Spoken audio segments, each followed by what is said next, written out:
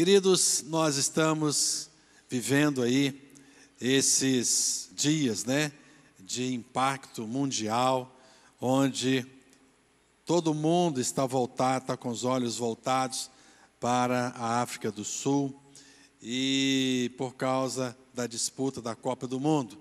O nosso Marcos ali está com a camisa do Brasil, da seleção brasileira, Então, e todos nós estamos aí na expectativa daquilo que a nossa seleção vai realizar neste campeonato. Acho que quem não está muito feliz são os franceses, cuja seleção não está muito bem. Mas uma coisa que nós podemos perceber na vida de cada um daqueles atletas que está ali na África do Sul, é que eles estão dando o seu melhor. Eles estão fazendo o melhor. O nosso grande atleta, e principalmente nós que temos ao Senhor, temos orado por ele, pelo Kaká, tem outros atletas lá também, mas o de maior destaque é o Kaká. Ele disse: eu não sei se eu consigo jogar os 90 minutos, mas com certeza ele tem feito o seu melhor. Cada um daqueles atletas, eles têm feito o seu melhor. Eles têm feito conforme as forças deles. Tem um atleta da Costa do Marfim, que alguns dias atrás quebrou o cotovelo, mas ele já entrou em campo, na última partida que ele jogou, contra Portugal, vai jogar no domingo que vem contra o Brasil. Então, mesmo sentindo alguma dor, ele vai jogar. E nós observamos que os atletas, não importa o seu estado físico, eles estão ali jogando uma partida de futebol e eles têm exatamente um objetivo. Esses atletas, eles estão ali porque eles foram escolhidos pelo técnico de futebol para que eles pudessem representar a seleção do seu país. E esse versículo de Eclesiastes, capítulo 9, versículo 10, é um versículo que se encaixa muito bem na vida de todos esses atletas, que diz assim: tudo quanto tiver a mão para fazer, faze-o conforme as tuas forças. Então eles têm essa oportunidade agora. Alguns talvez vai ser a única oportunidade de participar de uma Copa do Mundo, ou de ser a última oportunidade de participar de uma Copa do Mundo. Queridos, nós não estamos disputando uma Copa do Mundo, mas nós estamos numa jornada, numa longa jornada, que para nós é longa, mas em comparação com a eternidade, ela é muito pequena. Mas nós precisamos ter esse entendimento de que tudo aquilo que vier em nossas mãos para fazer, nós devemos fazê-lo da melhor maneira possível. Devemos fazê-lo conforme as nossas forças. E o único lugar que nós temos para realizar algo é aqui no planeta Terra. Que o texto diz: porque no além para onde tu vais não há obra, nem projetos, nem conhecimento, nem sabedoria alguma. Então tudo o que nós tivermos de fazer, nós temos que aproveitar estes poucos anos que Deus nos permite viver aqui no planeta Terra. Muitas vezes recebemos de Deus oportunidade para fazer algo que achávamos que nunca teríamos a oportunidade de fazer. Temos ouvido que Deus capacita os chamados para a obra a qual o chamou. E é exatamente Deus quem nos escolhe. É Deus quem escolhe a nós para que nós possamos realizar a sua obra. Mas Ele nos escolhe, mas Ele nos capacita. Por isso eu quero dizer para você que aquilo que vier em suas mãos para fazer, você não deve temer. Eu nunca imaginei na minha vida, eu nunca havia imaginado ser diretor de escola, muito menos do colégio cristão, muito menos de uma escola com quase 1000 alunos. Mas Deus me chamou para que eu pudesse ser diretor do colégio cristão. E dia 17, daqui a um mês, vai completar 1 ano que Deus me colocou aqui no colégio cristão.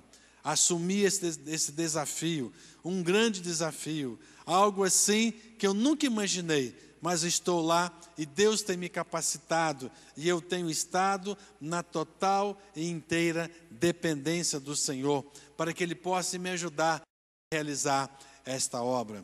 Um dos personagens mais admirados, cuja história é narrada na Bíblia, é o nosso jovem José. Aliás, eu sou fã do José.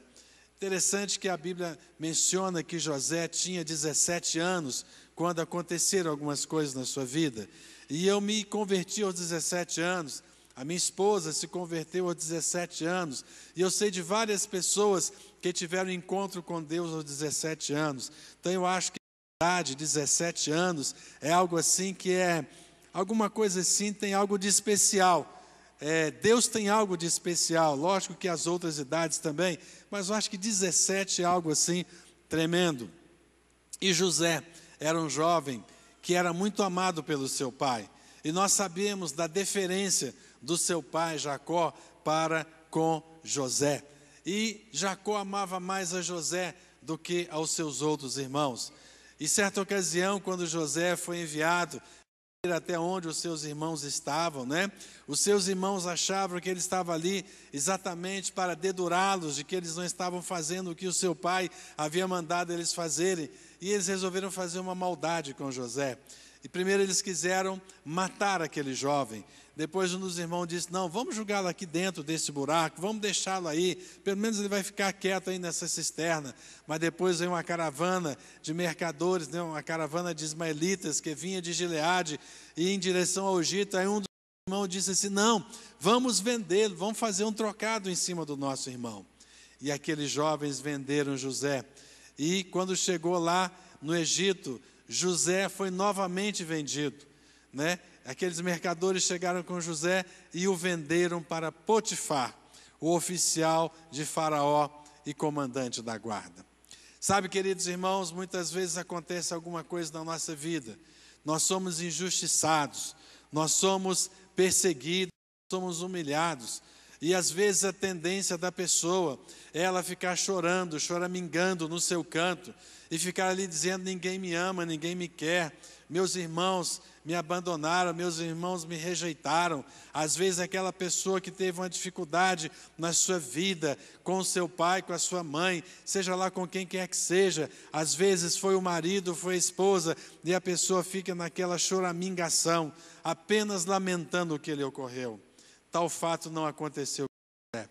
José estava numa casa, numa terra estranha, estava na casa do oficial de Faraó, do comandante da guarda, mas ali José, ao invés de ficar lamentando a sua sorte, pelo fato de ter sido levado para longe da sua casa, para longe da sua terra, da sua família, ele começou, ao invés de fazer isso, ele começou a fazer o seu melhor. E aí o melhor que era colocado em suas mãos, ele começou a fazer. E nós sabemos que não foi de uma hora para outra que ele conquistou a confiança de Potifar. Porque para conquistar a confiança e ser o comandante daquela casa, ele precisou, durante algum tempo, ele estar ali e mostrando para o Potifar, o seu senhor, que José era bom de serviço. E ele fez sempre o seu melhor. E aí ele foi colocado como o homem de confiança de Potifar. E lá em Gênesis 39:6 diz assim: Potifar tudo o que tinha confiou às mãos de José, de maneira que, tendo por mordomo, de nada sabia, além do pão com que se alimentava. E a Bíblia diz, irmãos, que o Potifar não sabia de nada. Olha só, ele colocou o José como mordomo. Você já pensou o que é isso? Aquele homem, ele sabia apenas do pão com que ele se alimentava. É o que a Bíblia diz: de maneira que, tendo por mordomo, de nada sabia além do pão com que se alimentava. Então imaginem vocês como era a atitude de José na casa daquele egípcio. Ele fez o seu melhor.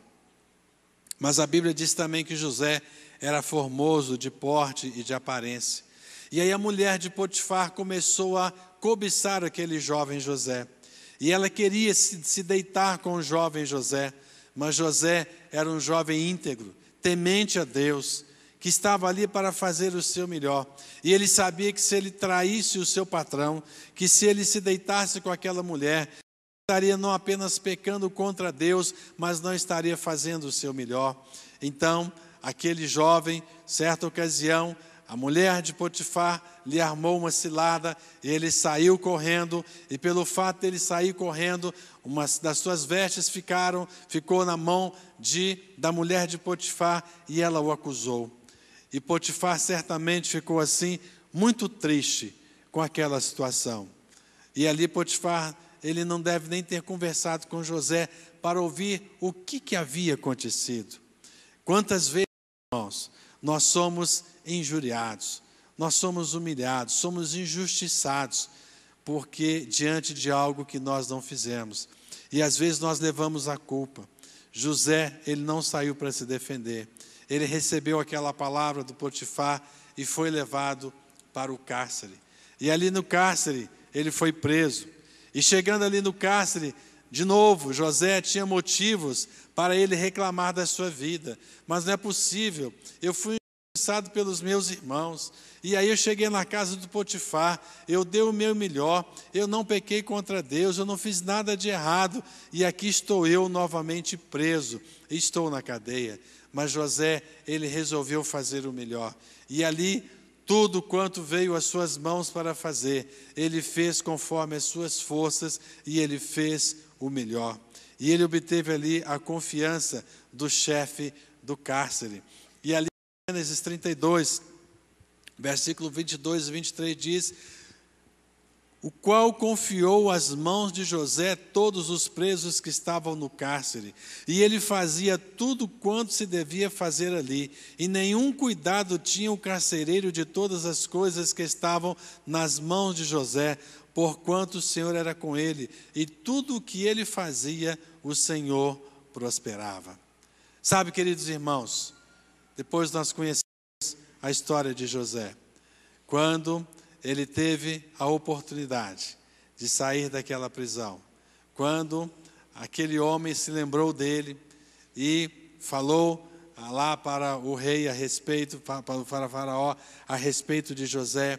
José foi levado até a presença dele, e ali José, ele decifrou aquele sonho, foi Deus quem revelou qual que era o sonho, e José foi colocado como governador. E Deus fez grandes e tremendas coisas através da vida de José. E, inclusive, ele usou José para salvar a sua família. E quando José se reencontrou com os seus irmãos, aqueles que lhe fizeram mal, José os amou e os abençoou. Sabe, queridos, nós temos este belo exemplo de José. Diversas situações na sua vida. E depois José se tornou o homem mais poderoso naquela época, porque ele escolheu fazer o melhor. Todos nós, amados, temos a oportunidade de fazer algo na nossa vida. Todos nós temos alguma coisa para fazer. Todos nós temos oportunidades. E são muitas as oportunidades que nós recebemos do Senhor. Muitas vezes é no seu trabalho. Acontece algo, um desafio que você não imaginava que você iria recebê-lo. Como eu disse aqui, eu falei para vocês a respeito da minha missão agora no Colégio Cristão. E aí, às vezes, as pessoas também recebem no seu trabalho uma função que às vezes ela diz assim: olha, mas eu sou muito mais qualificado. Eu tenho uma qualificação muito maior. Ao invés de ficar fazendo essa função tão michuruca aqui, eu poderia fazer algo muito melhor.